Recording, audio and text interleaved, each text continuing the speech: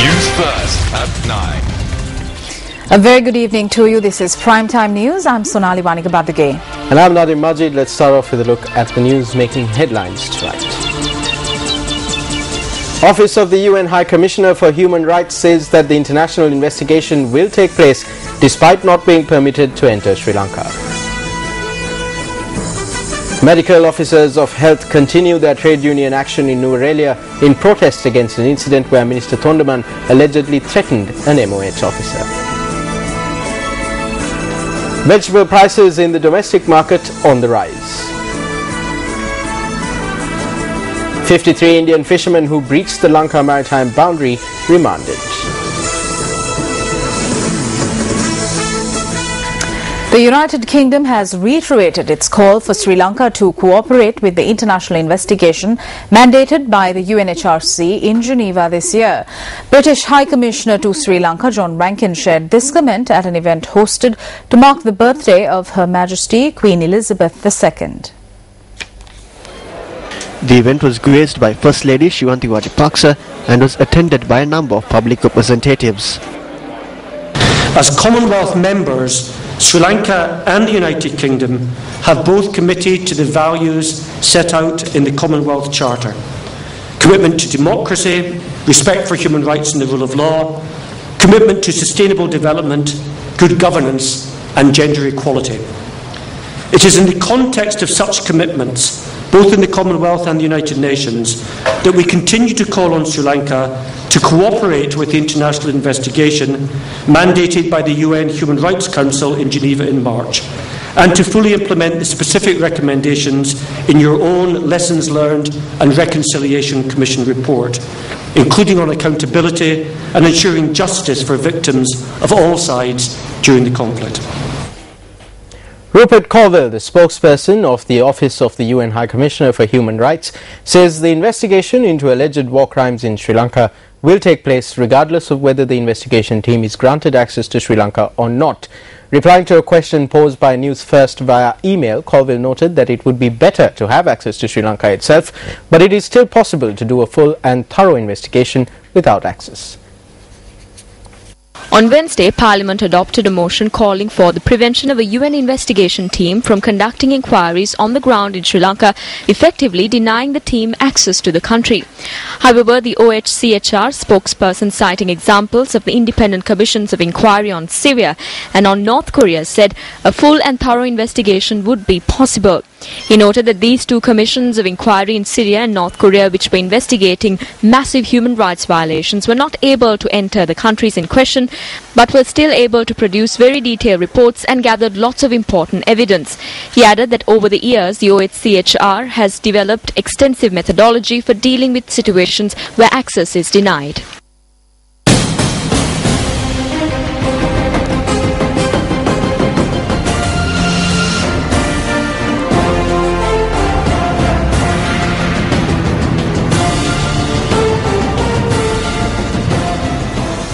Kaluthara District Education Director AMVP Mudalige says schools that were shut down owing to the unrest in Berwala and Alutgama will be reopened next week. She says that steps have been taken to reopen schools following security being heightened in the areas. Deputy Minister of Investment Promotion Faiza Mustafa visited the Berwala and Darga town areas today to inspect the current situation. Deputy Minister Faiza Mustafa visited Berwala this afternoon and inspected the current situation. Mustafa also inquired into the well-being of a group who had taken shelter at a school in Berwala. The Deputy Minister visited grieving families in Darga town who lost loved ones in the unrest and inquired into their well-being. A peaceful environment was evident in the Alutgama town today, which was affected by the unrest. Minister of Justice Rauf Hakim met with a group of international delegates today. The Minister of Justice met with the US State Department's Deputy Assistant Secretary for South Asia, Atul Keshwap, today. The meeting took place at the head office of the Sri Lanka Muslim Congress Party. Minister Rauf Hakim stated that the Deputy Assistant Secretary for South Asia was made aware of the incidents that unfolded in Alutgama and Beruwala. The minister also met with UN Assistant Secretary General for Political Affairs, Oscar Fernandez Taranko, today. We stated that those involved in the violence and those responsible for these incidents should be arrested. We reiterated that if the government does not take the necessary steps, we will take measures to seek legal redress. 53 Indian fishermen arrested for violating the Indo-Lanka maritime boundary have been remanded. The fishermen were produced before the Kites, Mana and Trincomalee magistrates' courts. 24 Indian fishermen arrested off the coast of Delft Island in Jaffna have been remanded until the 2nd of July. Deputy Director of the Jaffna District Office of the Fisheries Department, Nadaraja Ganesh Ramurthy, noted that the fishermen were remanded after being produced before the Kites Magistrates Court. 6 vessels belonging to these fishermen have been docked in the Kankasanture Fisheries Port. 22 Indian fishermen arrested off the coast of Mana have been remanded until the 27th of this month. Deputy Director of the Mana District Office of the Fisheries Department, P.S. Miranda, noted that they were remanded after being produced before the Mana Magistrates Courts today. The court had ordered that the 5 vessels belonging to the fishermen be impounded in Sri Lanka. A group of Indian fishermen arrested off the coast of Trincomalee were remanded until the 7th of July after being produced before the Trincomalee Magistrates Court. They were arrested last night after illegally entering the eastern seas of the island and poaching in these waters. The police say that the Navy had seized boats and equipment belonging to these fishermen. Meanwhile, fishermen in Rameshwaram adopted a series of proposals yesterday over the arrest of Indian fishermen by Sri Lanka. Our reporter says that the fishermen who convened yesterday adopted 7 proposals.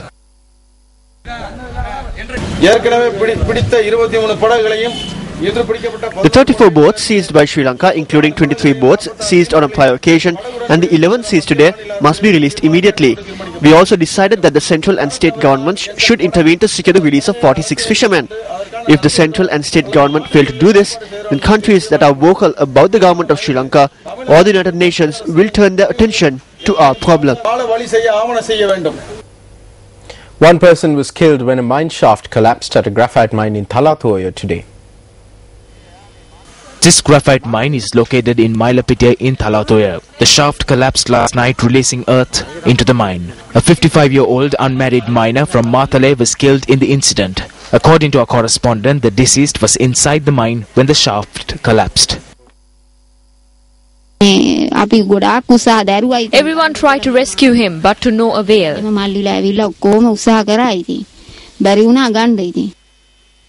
Locals, together with the police, Navy and the Disaster Management Center personnel, worked tirelessly to rescue the trapped miner. His lifeless body was recovered this morning. On a related note, an injured explorer trapped in Germany's deepest cave system for 12 days was finally brought to the surface after a complex rescue operation. Johann Westhauser, a 52-year-old speleologist, injured his head in a rockfall on the 8th of June and was unable to climb back to the surface on his own as the ascent involved steep shafts and narrow tunnels. The rescue took so long to complete because the injured man could not stand. Video footage released by the Bavarian Mountain Rescue shows rescue workers carefully ascending with Westhauser secured in a stretcher through a series of shafts and tunnels close to the surface. Westhauser, secured in a stretcher and wearing a protective helmet, is slowly being pulled up using ropes.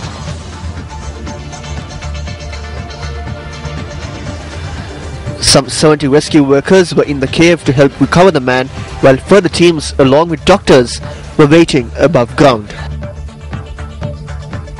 The man was one of the researchers who discovered the reascending or massive thing cave system. Located near Bavaria's border with Austria, it is 1,148 meters deep and has tunnels, shafts, caves extending over 19.2 kilometers.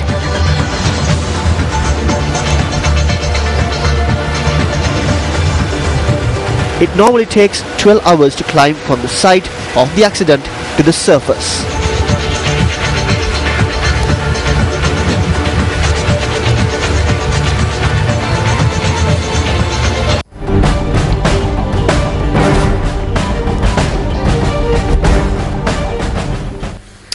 President Mahinda Rajapaksa says that prisons need to be converted into rehabilitation camps. The head of state made this comment addressing an event at the Bogambara prison in Kandy. The event was organised to officially hand over the Bogambara prison in Kandy to the government for its future development processes. The Bogambara prison has a history that dates back 138 years and is considered to be one of the main prisons in the country. The president, who arrived at the prison premises, engaged in an inspection tour prior to attending the ceremony. Subsequently, the official document handing over the prison to the state was presented to the head of state by Minister Chandasiri Gajadira.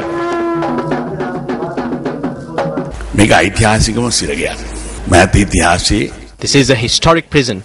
In the recent past, political prisoners too have been held in this prison. I believe that several persons on this stage here today have served time in this prison, beginning from the governor, then Minister Kehilia Rambukwella, our lawyer Amarathunga, and everyone else has had a taste of this prison. Fortunately, I was not sent here. I was held at the magazine prison and then I went south. If tigers who destroyed thousands of lives can be rehabilitated and reintegrated into society, I do not see why we cannot rehabilitate the prisoners who are being held in these prisons. Our prisons are full. With unity among our communities, there is nothing we cannot do. But our countries are being betrayed by the wants of politicians.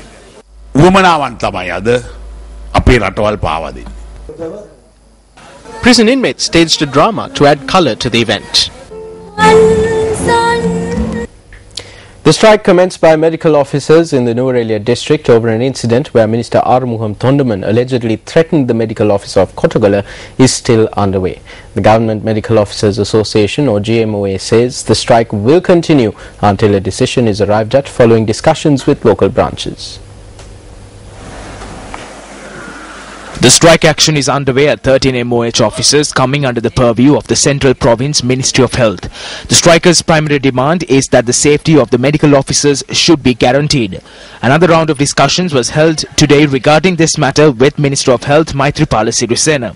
Nuwara District Parliamentarian Minister Navin Disanayake also participated in these discussions. On behalf of the government, both of us assured the doctors of the Nuwara district that their security will be guaranteed. We stated that we will take responsibility of this. We hope to guarantee their safety and create an atmosphere where no incidents could take place. We hope to create a secure environment by Monday or Tuesday, and we strongly believe that this trade union action will be called off by Tuesday. Today, we had a meeting with Honorable Minister Maithripala Sirisena, participating Minister Navin Disanayake and members of our association. And there, both the ministers gave the assurance of the security for the doctors who are working in the Nuwara district, except for the Kottagala MOH division. As a result, we took a decision today in the morning to discuss about this new development with the branch members of all the branch unions in the Nuwara district tomorrow. And with that meeting, we are going to take the decision how we are going to act further from Monday, since the assurance we have from both the ministers, the members of our branch union. 13th of June 2014. Incident reported where Minister Arumugham Thondaman allegedly threatened the MOH of Kottagala, Jagat Abegunawardena, during a disaster management meeting in Kottagala. 14th of June 2014. Protests held opposite the MOH office calling for the immediate removal of the MOH officer. 18th of June 2014. Doctors attached to 13 MOH officers in the Nuwara district commence a trade union action. 19th of June 2014. GMOA meets with the Minister of Health. Decision taken to temporarily call off the trade union action that was scheduled to be launched in hospitals. Today, GMOA holds discussions with the Minister of Health and Nuwara District Minister Navin Disanayake. Will the trade union action be called off? The decision tomorrow. A 3-day dengue eradication operation has been launched in the Western Province from today. The operation commenced at the premises of the Colombo Municipal Council. The dengue eradication program will see the joint participation of the armed forces, the police and health sector staff. The operation will be undertaken in the Colombo, Gampa and Kalutara districts. The director of the National Dengue Eradication Unit at the Ministry of Health, Dr. Hasita Tisera, noted that the Western Province had been selected for this operation owing to the rapid spread of the disease in the province. There will be participation of health personnel, personnel from the armed forces, that is the Sri Lanka Army, Air Force and Navy, and police personnel. They will visit premises within the Colombo district, Gampaha district and Kalutara district, and together with the community they will inspect for potential dengue breeding places, and they will eliminate these places in conjunction with the support of the community. The visiting teams will come equipped with an identity card, so please allow officers who will be visiting your premises today, tomorrow and day after tomorrow wearing this ID card, and allow them to inspect your premises both within and outside. And if they find that the premises is free of dengue breeding, that is no mosquito breeding places are identified or potential breeding places are identified, you will be given a sticker, a green sticker, that will indicate that you are free of dengue breeding for the next 2 weeks. One phase of the 3-day dengue eradication program commenced in Yakkala in the Gampa district today. The police and Air Force personnel also participated in this operation. The group inspected shops in the Yakkala town today.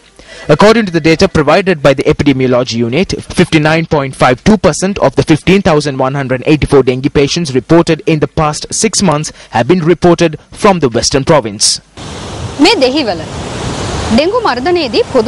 This is the Dehiwala beach. We came to this precise location 10 days ago to highlight the importance of cleaning public locations to eradicate dengue. 10 days later, there is no change to be seen here. It is the people that will benefit through the cleaning of these sites. It is also the people who will have to face the consequences if there is no change. Where does the responsibility lie?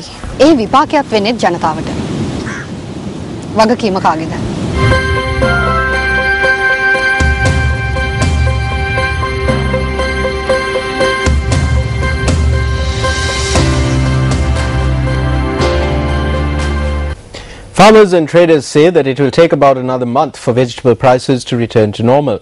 While vegetable prices have been exceptionally high for more than a month, some varieties of vegetables are being sold for over 200 rupees a kilogram in the retail market. Most vegetables are selling for more than 150 rupees a kilogram in the wholesale market at present. The pricing applies to both up-country and low-country vegetable varieties. Wholesalers attribute the price rise to a decrease in supply. There has been a reduction in the amount of up-country and low-country vegetables coming into Dambulla. We can't even load 3,000 kilograms onto the lorry. Retailers say that given the situation, there has been an exponential rise in the price of vegetables. The wholesale price for carrots is about 180 to 200 rupees in the wholesale market. We sell it for between 200 and 220. Consumers who buy 500 grams are settling for 250. If they bought 100 grams of chili, they now settle for 50 grams. Consumers have been severely inconvenienced by the high prices which have prevailed for over a month. We go to the grocery store because of the high prices at the center. If the cost of living continues to rise in this way, we will not be able to live. Although there has been an exponential rise in vegetable prices in the recent past, a number of farmers did not cultivate vegetables as they were unable to fetch a good price for their produce. The farmers say that this situation has contributed to a current shortage of supply. Last month, cabbage was selling for 5 rupees and leeks were selling for 20 rupees. We managed to sustain this for 2 or 3 harvest seasons, but no more. We couldn't even cover our costs, so the land was overgrown because we could not afford to cultivate. Farmers add that the inclement weather conditions also contributed to the situations.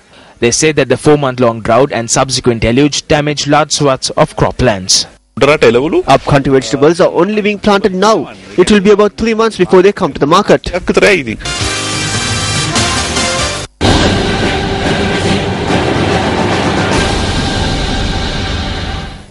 Minister of Wildlife Resource Conservation Vijit Vijayamunisoiza revealed in Parliament today that attention has been drawn towards securing laboratory facilities to conduct DNA testing to ascertain the identities of wild elephants. He made this revelation in response to a question posed by UNP parliamentarian Buddhika Patirana.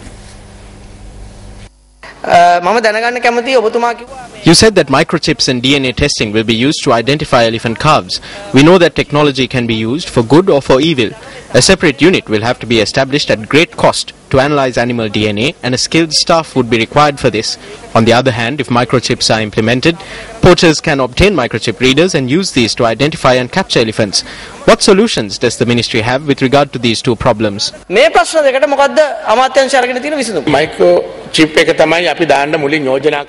initially proposed the use of microchips, but this can be changed. I felt that this needed to be changed. That is why we have turned our attention to the DNA tests.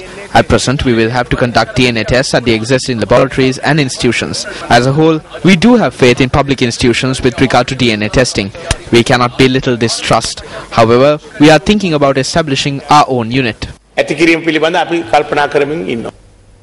It was disclosed to Parliament today that since the year 2012, the Urban Development Authority had recorded a profit of 1,051 million rupees. As a response to a question raised by UNP MP Ravi Karunanayake, it was revealed that the expected profits for 2015 and 2016 were also announced. Profits gained after the deduction of the taxes is 1,051 million rupees. Profit for the year 2015 after the deduction of taxes is 1,538 million rupees. For the year 2016, the expected profit after the deduction of taxes is 1,709 million rupees. Can you tell us, since 2010, how many lands were sold or given on long-term lease? That is not relevant to the question.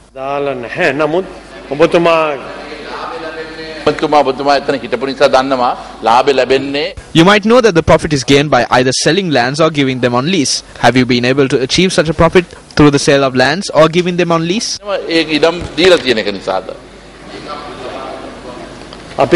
will inform you of this in the future.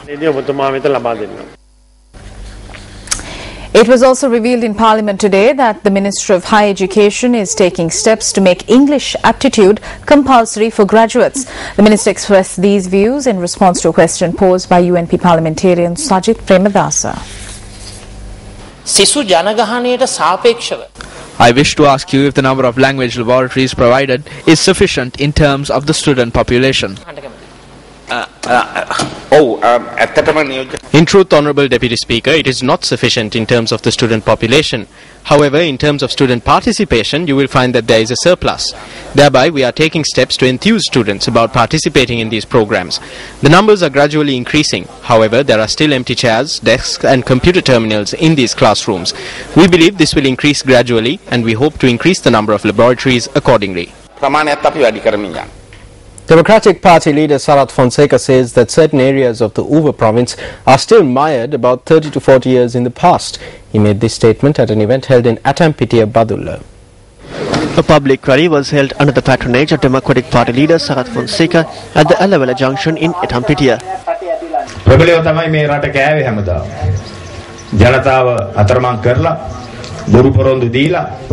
It is the powerful that have always destroyed this country and abandoned the people. So-called powerful political parties and powerful politicians are the ones who have made false promises and destroyed the country. This government has done nothing for the people of Uva. We have come here in the past, about 30 to 40 years ago, and there has been no change.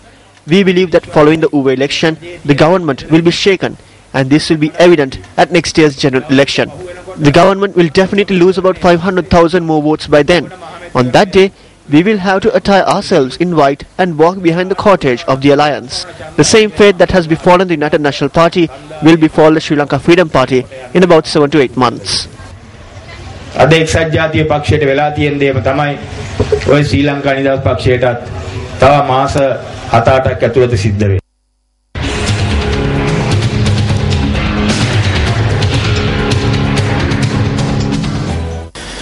The Senanayaka Samudra, incidentally the first irrigation project undertaken in independent Sri Lanka, is the largest reservoir in the country in terms of capacity. Constructed in 1949, the reservoir has a capacity of 77,000 acre-feet. The Senanayaka Samudra, which is a scenic location, also contributes to controlling floodwaters from the Galoya in addition to providing water for agriculture. 40 agrarian settlements were established to cultivate 110,000 acres of paddy fields using water from the reservoir. In subsequent years, the reservoir also commenced providing water for another 11,000 acres of farmland for the cultivation of sugarcane.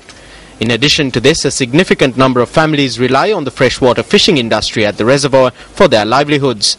The freshwater fisheries industry here also comprises of producing dried fish. Some fishermen spend days on the rock plateaus surrounding the reservoir, engaged in the task of sun-drying their catch. However, at present, a situation which threatens not only the fisheries industry but also the agriculture industry dependent on the reservoir has arisen. The situation has been caused by the reservoir filling up with sand and silt. Usually it takes a lot of rain for the reservoir to fill up, but now it fills up very fast and the water depletes equally as fast. The standard response of the irrigation department when questioned on the drying up of reservoirs is that sand and silt are essential for the sustenance of the reservoirs.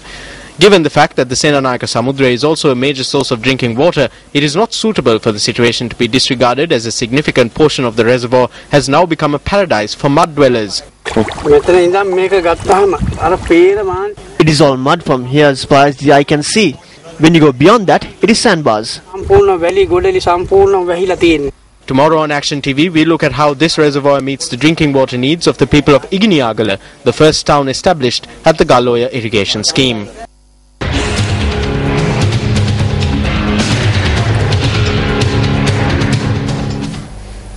Another program of the second leg of the Diyasara Kavya or Diyasara Students Circle, an initiative of Newsfirst and Eslon Lanka Private Limited, was held at the Aranaya Ussapitiya Rivirara National College today. The aim of the program is to create awareness among the future generation to identify varying issues pertaining to water and to save and manage water resources. A student circle comprises of 40 students of the same school. The students are granted an opportunity to compile project reports on how best they could manage their water resources. Professor MMS A. Marasinghe of the Rajarata University was a special guest speaker at the event.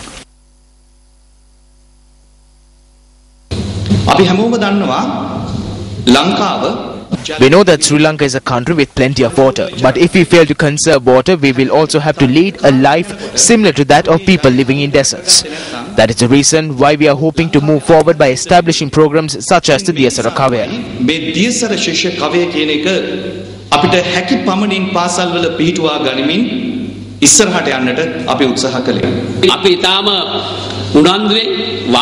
We eagerly forwarded this idea as a good deed with no economical leverage. We are not hoping to benefit any business sector through this. This only brings us mental satisfaction. Our real victory is making a difference, no matter how small it is, to protect nature and provide a heritage for our future generations.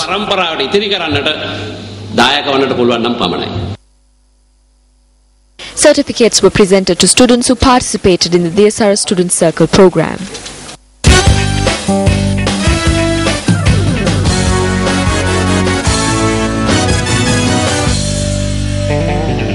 On to sports news. The second leg of Super Fighter's semi-final round will be held on the 24th of this month at Stein Studios, Ratmalana. Events were held to felicitate two of the contenders who made it through to the semi-final round of Super Fighter. Super Fighter. The ceremony was held at the main hall of the Dharmaraj College under the auspices of the principal of the college, S.M. Kirtiratna. Chanaka Niroshan advanced to the final four of the Super Fighter 52 kg weight category following his impressive bout at the quarter-finals in Galle. The principal of the college, S.M. Kirtiratna, commended the young boxer for bringing glory to his school. Meanwhile, another ceremony was held to felicitate Buddhika Manaram of the Delgoda Kalyana Pradeep Privana. The ceremony was organized under the auspices of Venerable Vabada Dhamma Polatero. Nuwan Kumar, who contested under the 52 kg weight class, will battle it out on Tuesday for a spot in the finals.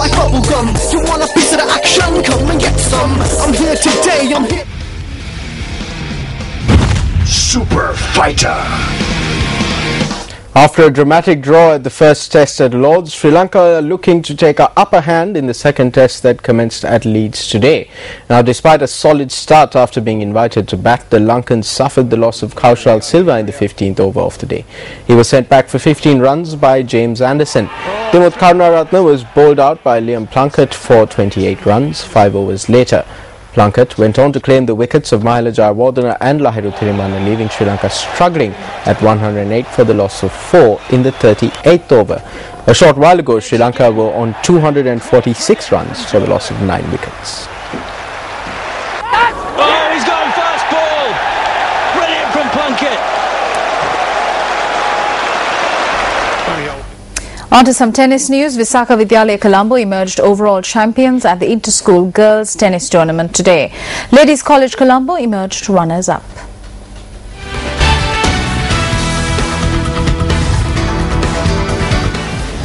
The Inter-School Girls Tennis Tournament concluded today at the Sri Lanka Tennis Association courts in Colombo. Visakha Vidyalaya Colombo won the Under-15 tournament, while St. Paul's Convent Colombo 5 emerged runners-up. Visakha also claimed victory in the Under-17 tournament, while Ladies College Colombo emerged runners-up. Visakha Vidyalaya emerged runners-up in the Under-19 category, while Ladies College Colombo won the tournament. 23 school teams participated in the tournament organized by the Sri Lanka Schools Tennis Association.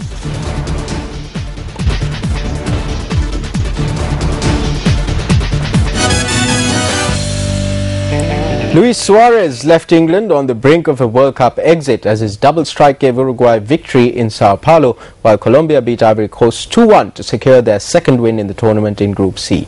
Also in Group C at the FIFA 2014 World Cup, Japan and 10-man Greece played out a stalemate that keeps alive both teams' chances of progressing from the group. Roy Hodgson's England side face Costa Rica in their final game next Tuesday and will need to win in Belo Horizonte in addition to hoping that Italy beat the other two teams in the group. However, if Italy fail to beat Costa Rica today, then England's exit from the World Cup will be confirmed before their last group match.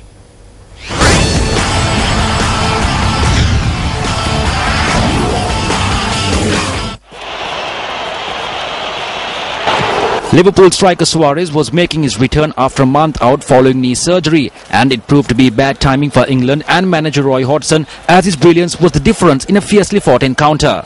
Suarez, who underwent knee surgery 4 weeks ago and did not feature in the opening game defeat by Costa Rica, gave Uruguay the lead 6 minutes before half-time when he headed Edinson Cavani's cross beyond Joe Hart.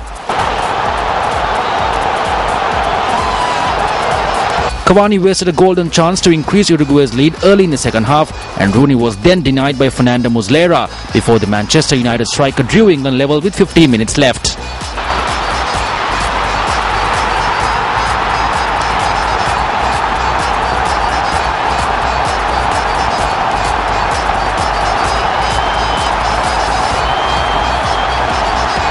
England's tails were up, but with 5 minutes left, Gerrard flicked on a long ball into the path of his club colleague Suarez, who thumped his shot beyond Hart.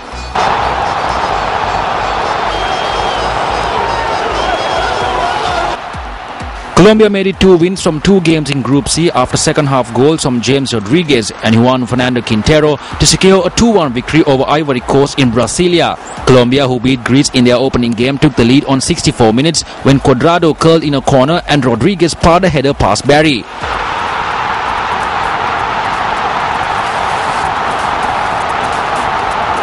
Just 6 minutes later, Colombia increased their lead when Gutierrez slipped in Quintero to finish past Barry for his first international goal after Rodriguez had pinched possession. Ivory Coast replied on 73 minutes through Gervinho's fine individual effort, but Colombia held out to stand on the brink of a place in the knockout rounds.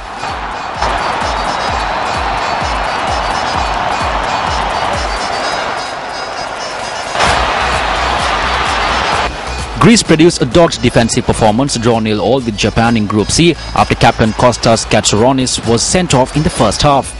In a forgettable game in Natal, Japan dominated possession but were unable to capitalize on Katsaronis' 38-minute dismissal for a second bookable offence.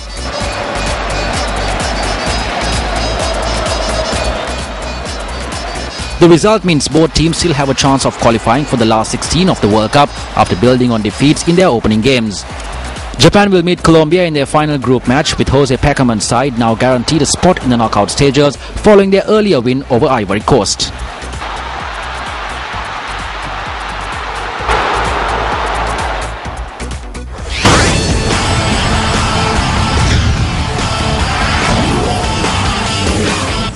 Stephanie Lazarus joins us now with a comprehensive look at the weather.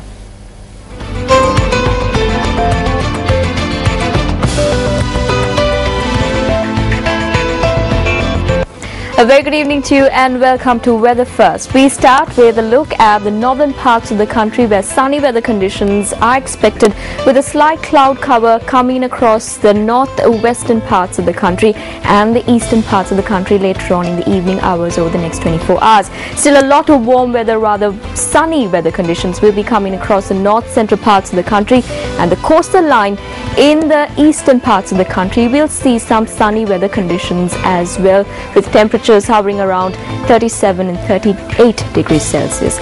Well, the sky is not that promising when it comes to the western parts of the country, where 30 degrees Celsius and 29 degrees Celsius are expected. 30 degrees Celsius is expected in the southern parts of the country. Well, those were the weather conditions expected for the next 24 hours in these areas. Let's now take a look at what could be expected in other parts of the country.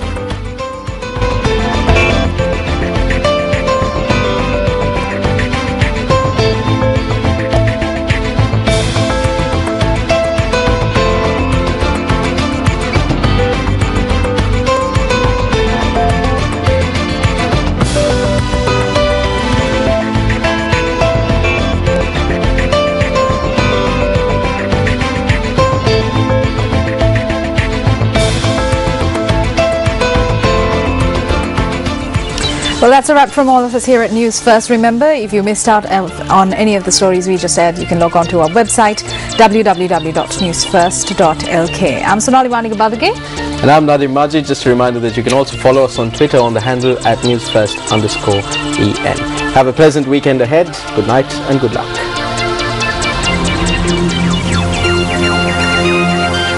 Hotline 0114-896-896. www.newsfirst.lk. Feedback at newsfirst.lk.